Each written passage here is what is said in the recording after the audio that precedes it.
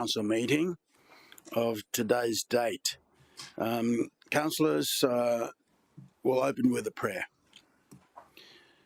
Heavenly Father, grant that we who would seek to serve you may have the wisdom of your Spirit, the guiding of your hand, and the grace to serve together for the prosperity of our city, through Jesus Christ our Lord. Amen. National Anthem.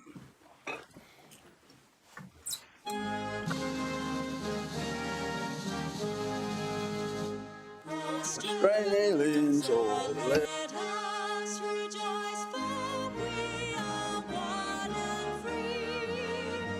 We've golden soil and wealth for toil. Our home is God by sea.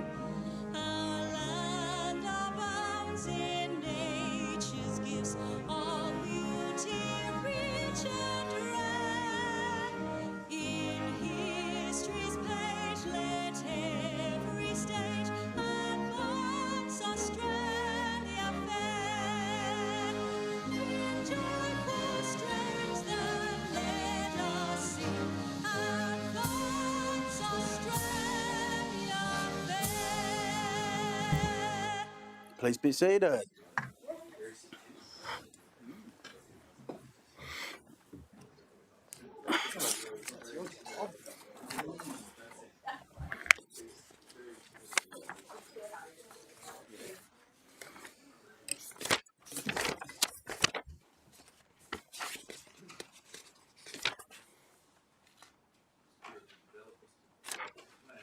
Okay.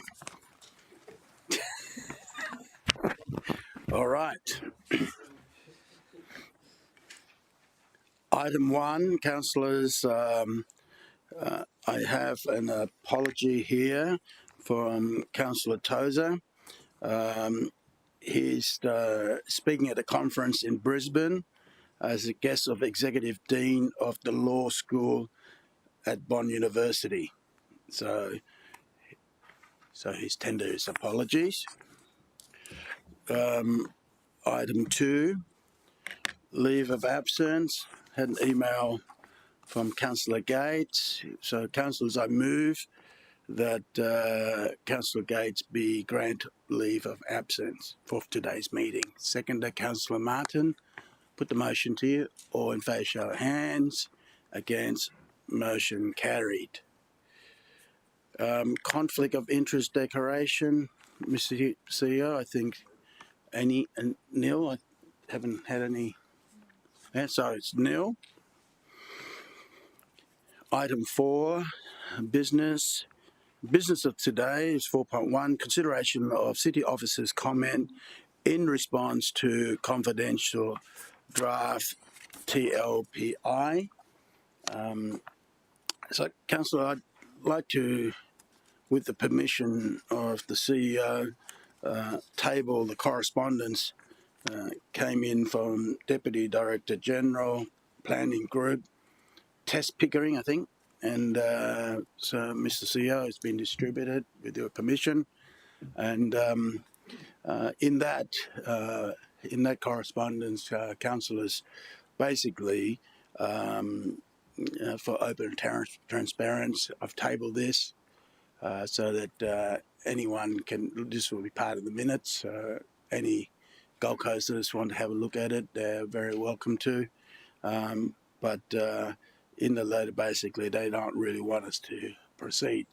I'll just make a formal motion that, councillors, I move that we proceed with the business at hand today. Seconder, Councillor Patterson. So I have a motion there. Councillors, I have to say that that for the planning, housing and local government planning, public works department wanting to stop us for having our input is something that is astounding to me. And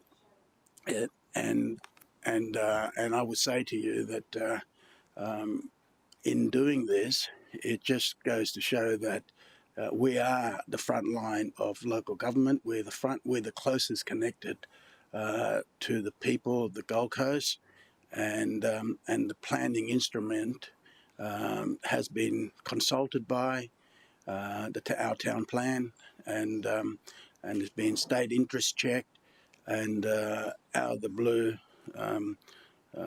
this temporary TLPI has been introduced. We got it. From my notes? It's Tuesday night, 8 o'clock or something like that PM, and we've got to have it respond. Our officers got to respond by Friday. Is that right? Friday. So, with that, councillors, that's why I've made that motion. I can't imagine anyone would want to speak no to this, against the motion, but I'm happy to call anyone else who wants to speak for the motion. Anyone good? Okay, so I'll put it to you. All in favour that we keep going? Show of hands. Against? Carried, unanimous. Right. So just before we get into the 4.1 proper, councillors, I draw to your attention that the report's done very quickly and succinctly, and that's what we'll discuss, the report.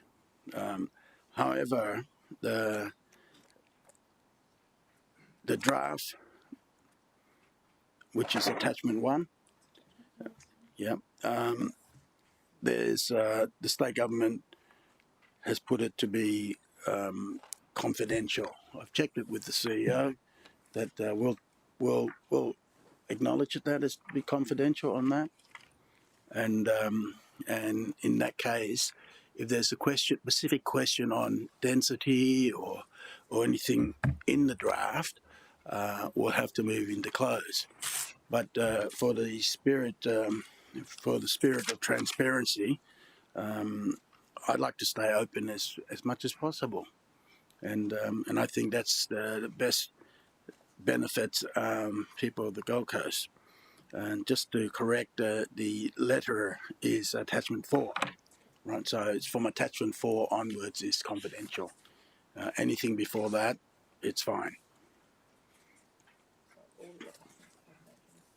All the attachment? Attachment 1 is council's refusal, which is in the public realm. So attachment 1's fine, right? attachment 1 is our refusal. Okay. All right. Just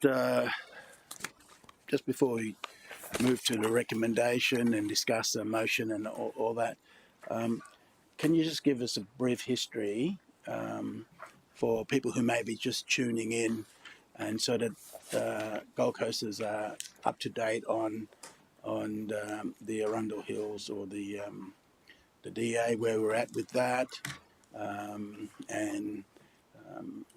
so just an overall picture, if you can stand and let people know. Through you, Mr Mayor. Thank you, councillors. Just to update councillors, as you were aware, in January this year, we refused a development application on the site, which was a refusal for the redevelopment for a subdivision on the Arundel Hills golf course. Subsequent to that, there has been an appeal lodged, which is still proceeding at the moment, Mr Mayor, and has been adjourned. So obviously can't comment on that at the moment in open, but when we go into close, we're happy to answer any questions on that. Councillors would recall back when the Minister did advise Council that it was 15th of April and that she was considering exercising her powers to call in the development, and then that went through the process that we briefed you on it for a few times as well. So at the end of that process, which was early June, the Minister did advise Council through to the CEO that she was not going to exercise the powers to call in the development, but was directing her officers to undertake a temporary local planning instrument for the site And at that time, it did call out that there potentially would be an inclusion from the state in the appeal proceedings as well.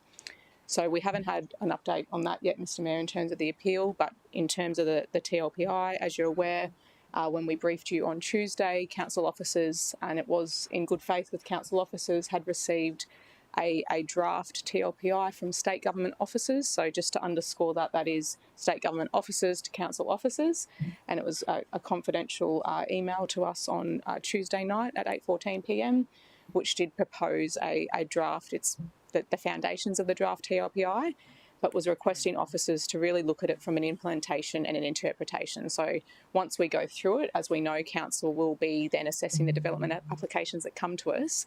So are there any implementation issues from a council perspective when we would be assessing those development applications?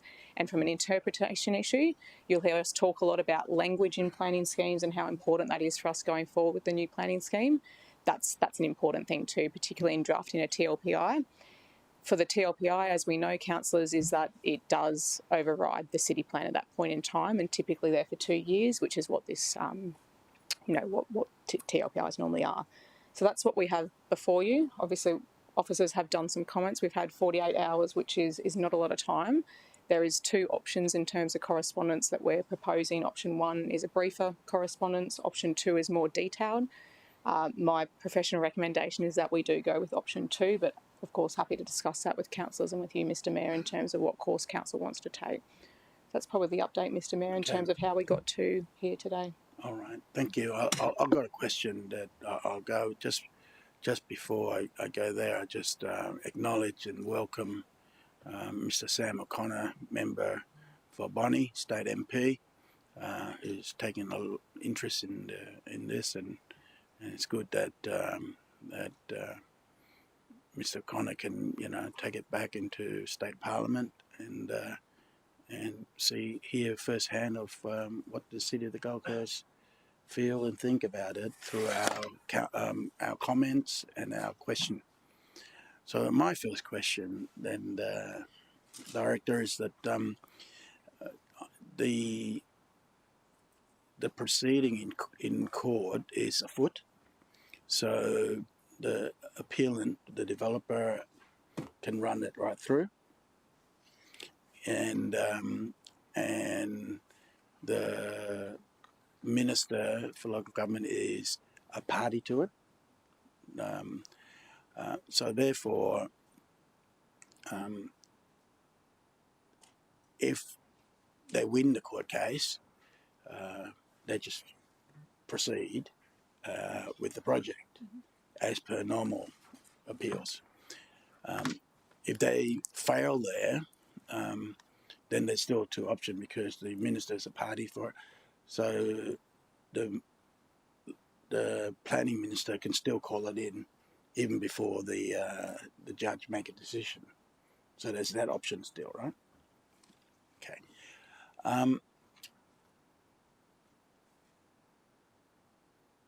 If the appeal by the developer is not successful, then they have a second bite to the cherry, basically, and they're giving the cherry in front of us now, the draft planning instrument. So, and of course, I'm not going to talk in detail about it because we're going to deem it confidential. But my point is that if it's a loss in the court, they can still submit a fresh DA, and the will of the people in Division 7 still going to have to fight for it to keep what they feel is the beautiful open space and the golf course. So am I getting the right sort of sequence that they can still, they've got more than one way to win, the developer? Through you, Mr Mayor, just to provide some clarification, yes, the process that you've described is right. As I'm aware, and I'm looking at our General Counsel here, I'm not aware that the Minister has yet elected to be part of the appeal, but she can join at any time, and that was made clear in the latest hearing that we had, which was an adjournment to, I think, the 6th of August from memory, and that's where we're at. So, okay. Do you need to add anything, or am I right on? We're good? All right, so councillors, I'll just come. So, councillors will deal with it as the item before us. How the game's played out by the state government, well, we just do one thing at a time, and today we'll interrogate and on this TLPI, and we'll vote on the motion of what the city wants, and I would say what we want should be respected by the state government. So that's my position. Councillor Patterson. Thank you, Mr. Mayor. I've got two questions before we go into closed. And the first one is about this being a confidential matter. So can I just get clarity that the reason why this is a closed and confidential matter is solely at the request of the state government? Mr. CEO. Thank you. Through you, Mr. Mayor. Thanks for the question. So, pursuant to Section 254J3I, a matter of local government is required to be kept confidential under law if it is a formal agreement with the Commonwealth or the state. City officers have formed the view that the TLPI meets that threshold. So, and yes, you are right to say that that has been pointed out to us by the department. So, we can answer questions on process, we can answer questions in general terms, but if it goes to specifics within that, it meets what the city officer's view is, at least. It's up for council to decide. The city officer's view is that it meets that clause. So I understand the frustration of many, including the Mayor and others, that you want to have this in public, but if you were going to ask us specific questions about the document, then we are going to have to answer those in closed. Okay. But ultimately, it's a decision for this room. Right. Okay, well, thank you very much for that. And I just would like to make a comment. I find that disappointing, given how much we have attempted to be open about our changes to city plans along the way. But I appreciate that is a requirement by the state government upon us. My second question is regarding the matters in item 9 on page 7, which is very general in nature and is already available in the public. So I don't think that I'm going into any matter on closed, and that is, why do you set up a TLPI? So a TLPI being this temporary instrument which basically will supersede our city plan for amount of time, and it's suggested in the Planning Act that the reason why you do it is if there is a significant risk of serious adverse cultural, economic, environmental or social conditions happening and in the local government area, and the delay in amending the planning scheme would increase the risk.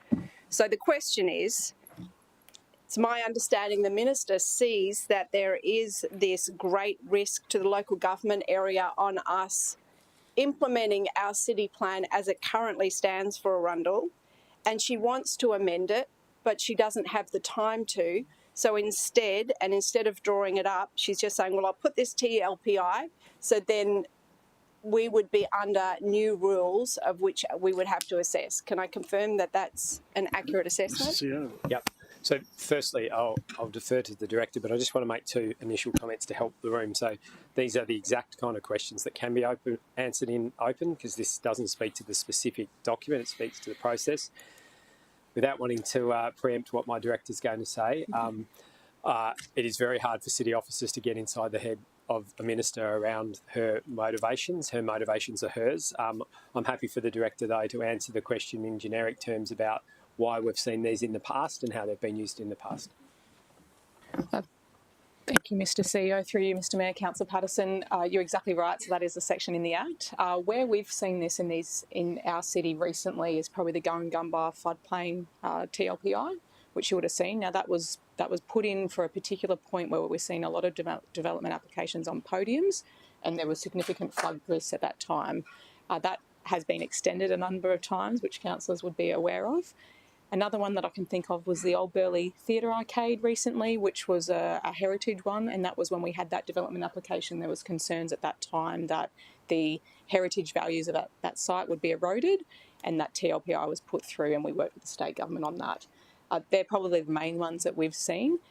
In southeast Queensland recently there has been a few, but it generally is not. It's not a hugely popular thing that we would do, because from a city perspective and from an officer perspective, we would prefer that the city plan was amended. It's much clearer for the community and it's much clearer from an expectation point of view as well, and longevity. Councillor Patterson. Thank you. So if I can just clarify further on that, thank you very much. It sounds like when we have instigated these in the past, it's because there's been a heritage concern or an environmental concern, not because a developer wanted to build more than our city plan allowed. Is that correct? Through you, Mr Mayor. So I think it is fair to say, in the past, these plans have been put in place where there's been a clear deficiency with the planning scheme that's in place.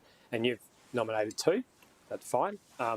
In this case, I guess it's a little harder to find what that deficiency is. All right, Councillor Peter Young. Thanks, Mr Mayor. This is an extraordinary matter and I'm very sorry that we're having to debate this. It's been very much forced upon us. I'm just going to read from the Minister's letter, which inherently is not confidential. I'll base my questions on that if you don't mind, Mr Mayor.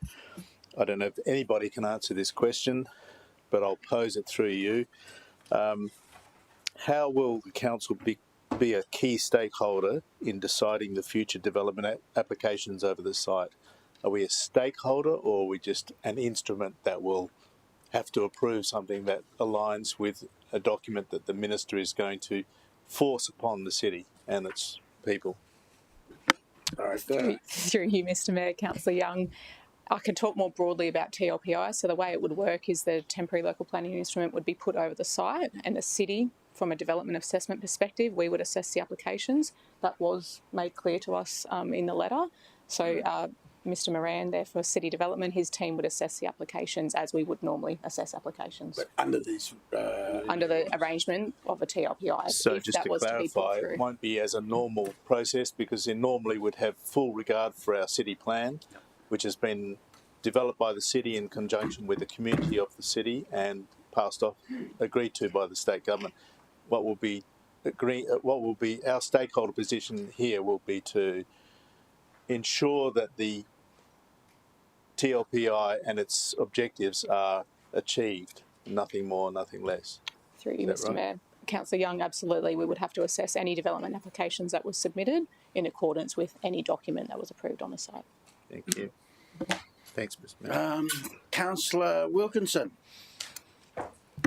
Thank you, Mr Mayor. And through you, Mr Mayor, I just, keeping obviously with mind that this is confidential, I'm trying to hold back for the moment with some of the things I'll ask. But whilst we're in open, I just want to ask the question, first of all, are we aware, and it's through you to the EGM, are we aware of what level the community will be able to engage through this process? Will it be somewhat similar to what we've already seen through the council as we assessed it previously when the DA was first submitted? Or will there be new rules around what the community can actually get involved with through this new instrument? Director. Through you, Mr Mayor, Councillor Wilkinson, apologies, I probably can't answer that on behalf of the state. They obviously do have the powers to do that, and I think that's an important thing there. It would really depend on the construct of the TLPI in terms of code accessible, impact accessible as well. So there's all those things that we would have to take into consideration at that time. So apologies, I know that's not an answer specifically to your question. Yeah.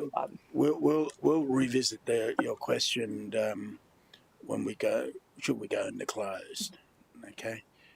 Councillor Doran. Thank you, Mr Mayor. Question to the EGM through you. Is the city does the city hold any new information in relation to the site that would have changed the opinion of their council officers in the previously declined planning application? Through you, Mr Mayor, Councillor Doran, no, we don't. Councillor Hamill. Mr Mayor, just a quick follow-up to Councillor Wilkinson's question for you to the EGM. One of the things that the state could impose through their TLPI is that the community have no submission rights as part of this process. Is that correct? Through you, Mr Mayor, to Councillor. Through you, Mr Mayor, to Councillor Hamill. Through the Planning Act, the Minister actually does have the right to not undertake consultation with the community in making a TLPI under her action. which is very different to how planning scheme amendments operate. I see. Okay. The other thing that my question is probably to Councillor Hamill actually is that I know our population growth. There was a target set, and we're talking about affordable housing and things. Apart from the planning instrument here in this specific site, is there other solution that the city could consider through the planning scheme? As being, I'm asking you the question as chair of planning. Mr. Mayor, I have to admit it's one of the parts of this whole thing that confuses me the most is that we're not talking about a site that has got capacity for thousands and thousands of dwellings. It is a very constrained site that even under the draft TLPI, the dwelling yield is going to be minimal compared to the overall target the city has to achieve. What we do know through a lot of planning work done in the last couple of years is that we have other sites and other locations where we have done the proper strategic planning work, where we have identified exceptional dwelling yield, increased availability. We've put that work up to the state government and have quite frankly, struggled to get approval on it to date. And we'll talk to that a little bit more, Mr. Mayor, of some sites and figures around that. All right. Councillor Doran? Mr. Mayor, a question in relation to the letter you tabled earlier. Is it the city's view that a 2-day, 48-hour turnaround for a response like this is consistent with language such as acting in good faith in relation to the negotiation? Mr. CEO? No. What does that mean? Councillor Peter Young? Mr. Mayor, I just want to clarify my recollection, if I might, through a couple of questions through you, perhaps to the General Manager of Development Assessment. Did we, as a council, not approve a development on Pigabeen Road in, I think, Currumbin is the suburb, which enabled the development of that site, a large semi-rural site, to accommodate quite a number of residential dwellings? Do you recall?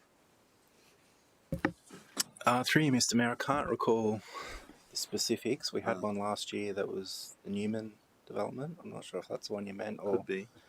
Yeah, I'm sorry, I can't recall that specific DA. Further to that, Mr. Mayor, my recollection is we approved a development which one of the bounding roads was Pigabeen Road. It's in the Currumbin Valley. It was a site that the community didn't want developed. We were bound to approve it by the city plan. The state government subsequently purchased the site with the development approval on it, therefore not enabling the development of those residential dwellings. Councillor O'Neill may have a better knowledge. Sorry, through you, Mr. Mayor, I still can't recall the specific application number or anything like that, but that was correct. There was an application that was approved and brought up by the state. So. Just let me go to Councillor O'Neill for a second. Thanks, Mr. Mayor. I think the site you're talking about, Councillor Young, is now the Eco Parkland site. Correct. And that's along Crumman Creek Road. It was actually had a state approval for around about 380 dwellings. And I think when the Newmans owned it, they were going to submit a DA to lessen the amount of dwellings and also give back some of the land for conservation to council. And the state came in and acquired it, compulsory acquirement, and it's now the Eco Parkland site. Thanks, Mr. Mayor. I am happy with the outcome at Currumbin, but I just think it reflects upon the inconsistent approach from the state government and the Minister for Planning in regards to delivery of affordable housing and a variety of housing for our community. Thanks. Okay. Right, Councillor Hamill. Mr. Mayor, when you're ready, I have a change recommendation to put forward. I'm ready. In that case, Mr. Mayor, if the City Secretary has my change recommendation.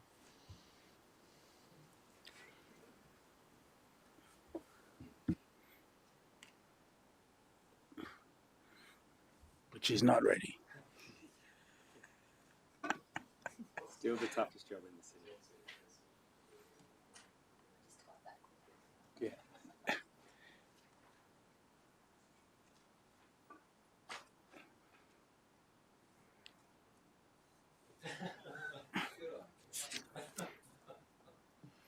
Is that clause 3?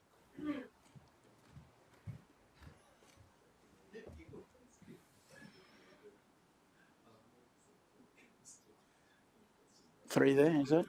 Yeah, 3. Okay.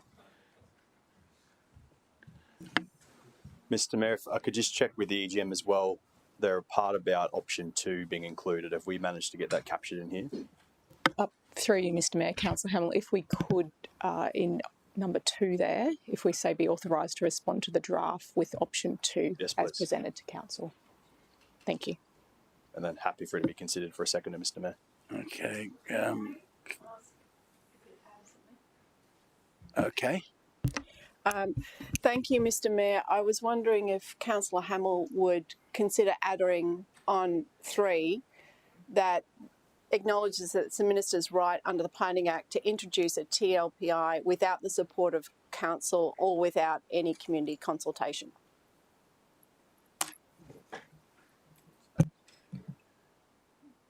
Mr Mayor, I'm happy to consider any changes. I just reflect, but that I don't think it's necessarily clear to us if that's what, as this is only draft, we don't know if that's the Minister's intent yet. She may introduce as part of the final TLPI, so maybe we wouldn't add that at this stage. Okay. And seconder, Councillor Wilkinson, being area councillor. So would you like to speak for? Mr Mayor, I would love the opportunity. Huh? Would you like to scroll through and read it first? Yes. Could you read the motion, please? read the whole thing out first? Hey, you're going to be sick of my voice quickly. No, you can. No. I think we can take as read on item 1 and 2. Can you put 1 and 2 on the screen for start? Right. I'd say 1 and 2, take it as read. If you can read 3 onwards. So, Mr Mayor, the changes I propose is number 3, that Council acknowledges the Minister's right under the Planning Act to introduce the TLPI without the support of Council. Number 4, that Council reaffirms its position against development of the site, and it's proposed for the following reasons. For context for councillors, most of these reasons are reasons from our original refusal of the application, but the development would result in the loss of sport and recreation land, which will adversely impact the health, wellbeing, tourism, economy and livability of the Gold Coast. That would contribute to the existing citywide deficiency in sport and recreation zone land, which will continue to grow over time. The change is permanent and not readily or affordably replaced. It would result in significant adverse and unanticipated amenity and character impacts to the surrounding residential dwellings and Arundel locality. It would result in a significant environmental impact, including removal of matters of environmental significance required to be protected. It is likely to result in adverse safety, vehicle access, infrastructure and amenity impacts, and it would result in adverse traffic impacts in the city's road network. There is no need for a residential estate of the form, scale and intensity on the site. There are many more other sites in the city that could be developed to provide far greater housing supply outcomes without the loss of this sport and recreation or open space or community impact. I'll let you read the next one for yourselves, but it talks to some of the other work that we've already done as a council and have endorsed around the neighbourhood framework. But finally, Mr Mayor, the last part of my change recommendation is that I would encourage the state government to listen to our council and listen to our community. Yeah. And would then speak to the motion when we're ready, Mr Mayor. Any questions? Councillor Peter Young. Not really a question, but I can expect that the Minister's going to respond and say, well, that's what I'm trying to fix up. I'm trying to improve the protection for the environment. She's identified that specifically in her letter. She believes that through the TLPI she'll be able to achieve better protection of the environment and better residential outcomes than was originally proposed. So I think I think we need to include here that we don't believe that she can achieve those better outcomes. So we've reconfirmed here our reasons for refusing the original proposal, and I think that's completely valid, but I think we also need to reflect upon what she's proposing as the solution somehow. Just pause on that. Just have a document because you can talk generically and say that the proposal outlined in the draft piece We does not look address forward these. to continue to working with the state government to resolve the actions of concerns. The proposal outlined in the draft does not address these issues. I think we can say that because that's not about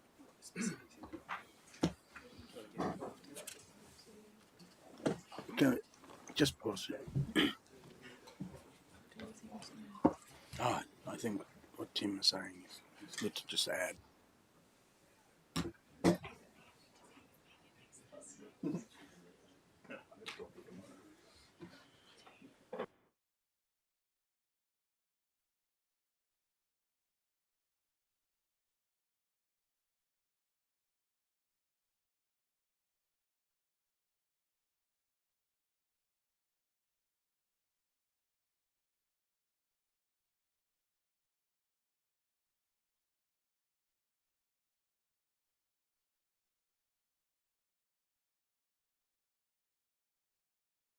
Thanks, Mr. Mayor. I think that at least reflects that concern. So Hamill? Mr. Mayor, councillors, attempting to explain planning legislation in Queensland is not easy. It's complex and confusing to most, especially residents looking to better understand what may occur development-wise in their area. The one part of the process that is easier to understand is that local government planning schemes are endorsed by the community through a formal consultation and submission process, are endorsed by the elected local government of the day, and are also endorsed by the state government as the owner of the overriding legislation. The current city plan that sits over the Arundel Hills Country Club site was endorsed by all three of these groups in 2016: community, council and the state government. It is more than reasonable for the Arundel Hills community, some who have purchased into this area since that city plan was endorsed, to expect that to be upheld by their council and by their state government. We find ourselves in a position today where the state government wants to backtrack on its endorsement of this part of our city plan and backtrack on its support of the community and council's vision for Arundel Hills Golf Course, a vision where it remains an open green space, sport and recreation land, and important environmental corridor. Values Arundel residents truly love and respect. Mr. Mayor, councillors, my biggest question is why this site? Why this developer? If this is the pattern, is this the pattern we will see in the future?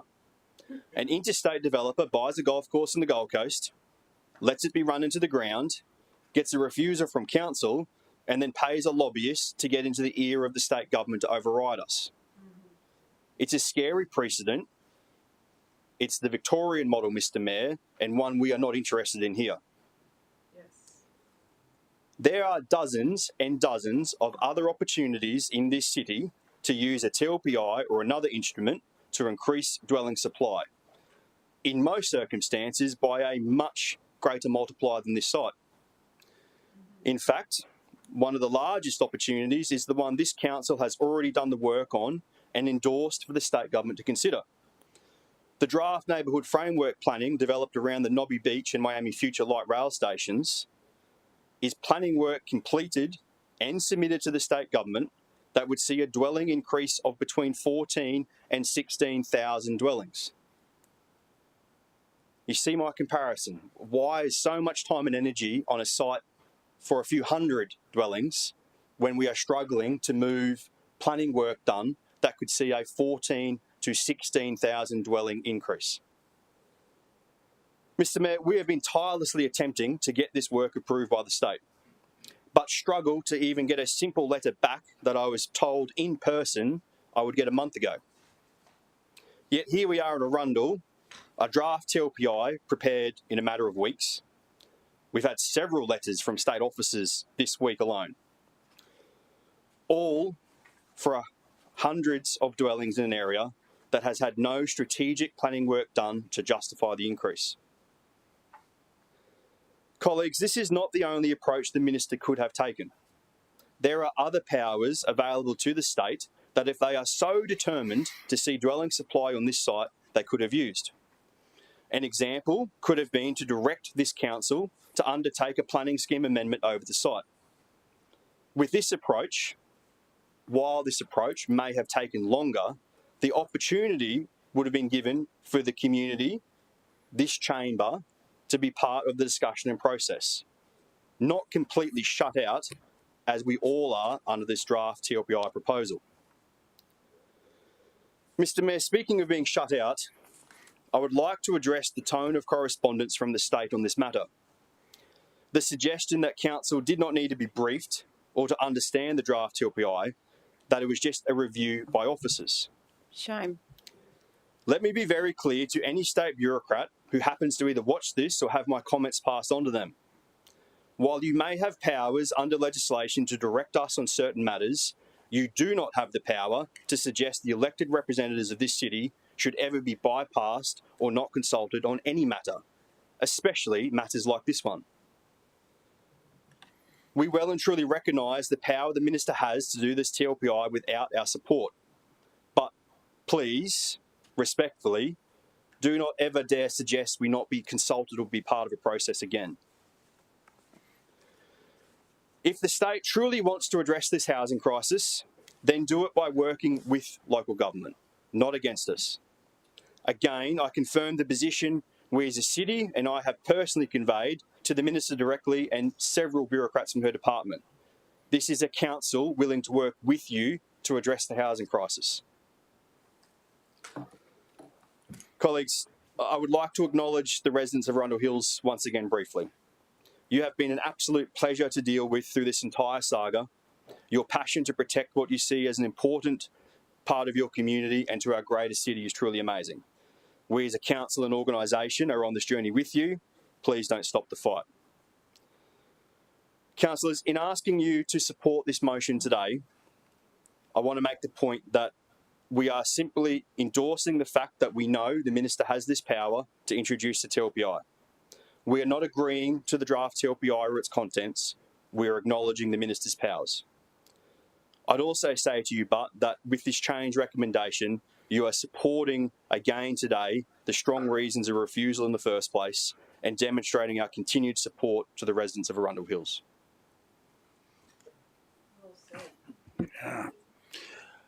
Anyone want to speak against the motion? No. Councillor Peter Young? I'd like to speak in favour of the motion, if you don't mind, Mr Mayor. That's okay. Thank you for the opportunity and certainly endorse Councillor Hamill's strong commentary.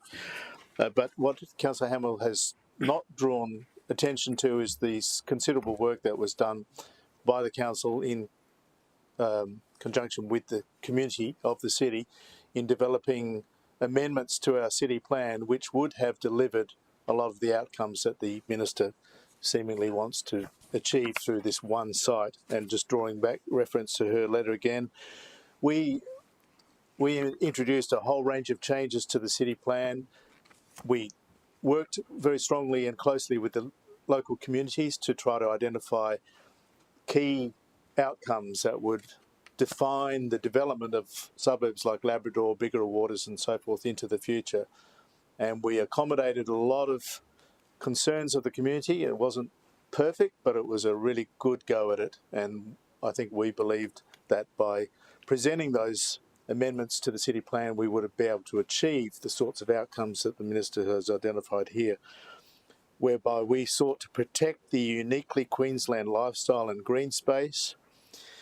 We sought to deliver more homes faster, and we sought to ensure that land for open space, recreation and community uses can be secured for the enjoyment of the broader community. All of those outcomes were able to be delivered in the amendments that we sought to introduce, but we got no help whatsoever, nothing at all, not a letter. And it's just a complete mystery and confoundment that we are having to deal with this one site, as Councillor Hamill said, in isolation of all of the other opportunities to deliver really genuine outcomes for the city and its people. Anyone speak against the motion? Councillor Patterson? For the motion, okay. Thank you, Mr. Mayor. There's 2 points that I want to raise. The first one is, alongside Councillor Young and Councillor Hamill, the amount of work that this council has done to say, we're on the journey with you, and raising the flag well before the state government seemed to recognise that there was a housing issue. We do have half the social housing and affordable housing of Brisbane per capita. These matters are still not addressed by this Minister.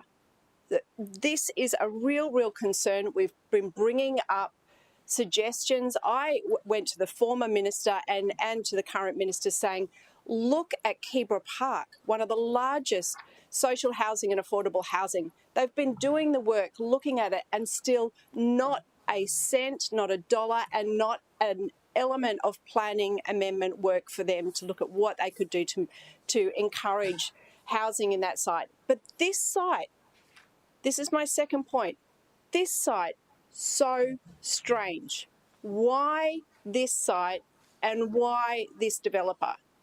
When I had my first briefings from the officers on this, way back before we had the recommendations from officers, which, as our Chair of Planning confirmed on the day, was the strongest position that our officers have ever given of a refusal, that it was so at odds with our city plan. When I met with the officers to understand where they were going and what they were suggesting back to the developer, and I asked, this is so weird. If you're explaining to the developer that if they put this up, that they're not going to get it supported, why aren't they working with you to provide, and to, as developers often do when they get feedback from officers, that the developer will rework it so that they got more chance of an approval? The feedback I got was they'd been told by the developer, this Melbourne developer, well before it ever came to council, we're taking this to state. We're not worried what happens at the local level. I want to know why. I want to know why years ago this developer thought that it was going to be okay and they were going to take it to the state, and why now this minister is having such a strange behaviour about this site that is so at odds with everything else that's being done in this city.